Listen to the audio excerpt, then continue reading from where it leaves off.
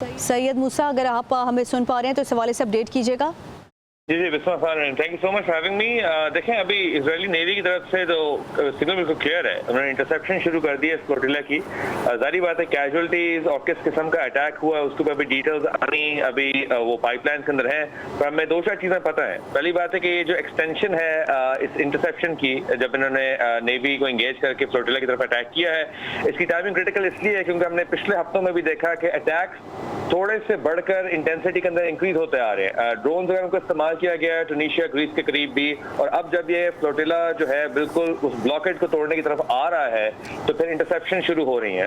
हमें एक दो चीज़ों के साथ साथ पर लगता है कि जो स्पेन है और इटली है जिन्होंने अपने साथ साथ मिलिट्री वेसल्स भेजी थी, उन्होंने भी आधे रास्ते से आगे इंगेज नहीं किया। हालांकि उसके अंदर उनका जो स्टेटेड मिशन था वो ये था कि हमने जो इंसानी जान है और जो माल है उन सब की हमने हिफाजत करनी है, पर हम ये नहीं चाहते कि फ्लोटिला जो है ये इजराइल के साथ कॉन्फ्रंटेशन में जाए। यानी कि इजराइल ने भी जो सिग्नल दिया था कि जी स्पेन और इटली अपनी मिलिट्री के साथ साथ वो वेसल्स भेजें इनकी प्रोटेक्शन के लिए, तो वो अंडरस्टैंडिंग उसी ऑक्यूपेशन के साथ थी जिन्होंने अभी इंटरसेप्शन शुरू कर रहे हैं। तो अभी डिटेल्स अभी आ रही है, आहिस्ता आहिस्ता आ रही है। हमें ये पता लग रहा है कि इंटरसेप्शन इजराइल नेवी शुरू कर चुकी है और फ्लोटिला के अंदर अब इस टाइम पे कम्युनिकेशन ब्लैकआउट भी हो गया और इजराइल अक्सर इस किस्म के हरबे इस्तेमाल करता है जबकि वो एक्चुअल डैमेज और किस किस्म की डिटेंशन है उसको छुपाने की कोशिश की जाए। सैयद मूसा साहब, आप माहिर बैनुल अक़वामी अमूर हैं और आपकी इन तमाम मामलात पर बड़ी गहरी नज़र होती है। जिस तरह से अब मैं ये जानना चाहूँगी कि सिफारती सतह पर इसके क्या असरात मुरतब होंगे। अब से कुछ दिन पहले जिस तरह से डोनाल्ड ट्रंप की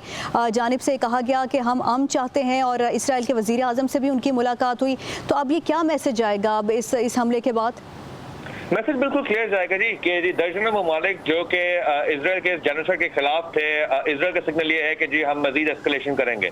और इस टाइम सिर्फ गाजा के अंदर नहीं, उन सारे जो अमन पसंद लोगों के खिलाफ जो कि सिर्फ और सिर्फ ह्यूमैनिटेरियन एड पहुंचाना चाह रहे हैं, जिनका सिंबलिज्म ये है कि 18 साल से जो ब्लॉकेड रहा है उसको हम तोड़ने की कोशिश करेंगे फलस्तीन के अमन के लिए।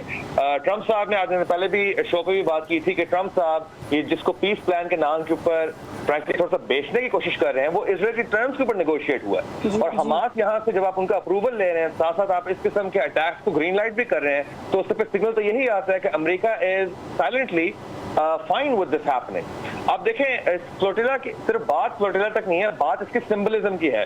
गाजा के ऊपर जेनोसाइड चल रहा है, आप उसको रोकने की कोशिश कर रहे हैं। एक ऐसी जो दर्जनों किस्म की आ रही हैं जो शिप्स आ रही हैं, वो साथ इसलिए आ रही हैं ताकि जी वो सिंबलिज्म दिखा सकें कि ये सारे ममालिक जो हैं वो इंसानी जान के लिए, गाजा फलस्तीन के साथ सॉलिडारिटी के साथ खड़े हैं। अमेरिका क्या कर रहा है? अमेरिका को इजराइल से इंटेलिजेंस के साथ उनके चैनल्स होते हैं, बट क्योंकि इजराइल के एक्शन इस वक्त प्रायोरिटी नहीं है, लिहाजा हमें अमेरिका की तरफ से कोई ज़्यादा पेश ऑफ नहीं नजर आती। तो मेरा ख्याल है अगर इजराइल इस किस्म के अटैक्स एस्केलेट करता है, डिटेंशंस होती हैं, इंटरसेप्शंस होती हैं, तो वो सारे ममालिक 45 से ज़्यादा करीब ममालिक हैं जिनके एक्टिविस्ट इन बोर्ड के ऊपर शामिल हैं, उनके ऊपर अगर आप अटैक्स करते हैं तो डिप्लोमेटिक लेवल के ऊपर एस्केलेशन मजीद बढ़ सकती है, जिसकी वजह से अमेरिका के जो पीस प्रॉमिसेस हैं और इजराइल की जो इम्यूनिटी है दोनों खतरे में आते हैं।